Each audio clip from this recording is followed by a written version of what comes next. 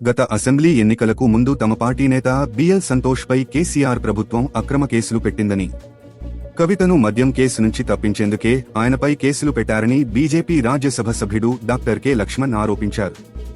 Phone ట్యాపింగ్పై రాష్ట్ర ప్రభుత్వం విచారణ చేపట్టాలని డిమాండ్ చేస్తూ ఆ పార్టీ నేతలు ధర్నా చౌక్ వద్ద నిరసన కార్యక్రమం నిర్వహించారు. ఈ సందర్భంగా లక్ష్మణ్ మాట్లాడుతూ, తాను కూడా ఫోన్ ట్యాపింగ్ బాధితుడినే అని ఎన్నికల సమయంలో చెప్పిన రేవంత్ రెడ్డి ఇప్పుడు దర్యాప్తునకు మీనమేషాలు లెక్కిస్తున్నారన్నారు.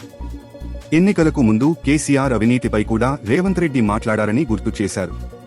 కానీ ఇప్పుడు మాత్రం ఫోన్ ట్యాపింగ్ సహా ఏ కేసులోనూ చర్యలు తీసుకోవడం లేదని ఆరోపించారు. కాంగ్రెస్ పార్టీతో కేసీఆర్ లోపాయికారి ఒప్పందం చేసుకున్నారా అని ప్రశ్నించారు. ట్యాపింగ్ కేసును సీబీఐకి అప్పగించాలని డిమాండ్ చేశారు. కేసీఆర్ తన హయాంలో నిఘా వ్యవస్థను దుర్వినియోగం చేశారని విమర్శించారు. ఉప ఎన్నికల్లో ఓటర్లను కొనుగోలు చేసేందుకు, ప్రత్యర్థులను దెబ్బకొట్టేందుకు ఫోన్ ట్యాపింగ్ను ఉపయోగించుకున్నారని ధ్వజమెత్తారు.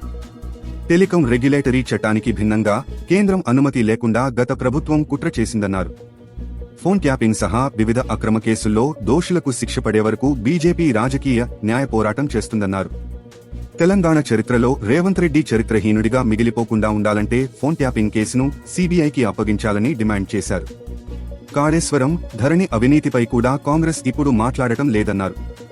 కాంగ్రెస్ అధికారంలోకి వచ్చి 6 నెలలైనా 500 రూపాయలు బోనస్, రుణమాఫీ అమలు చేయడం లేదన్నారు. తెలంగాణలో మెజార్టీ లోక్ సభ స్థానాలు బీజేపీయే గెలుస్తుందని ధీమా వ్యక్తం చేశారు. తాజా సమాచారం కోసం లైక్ చేయండి, సబ్స్క్రైబ్ చేయండి.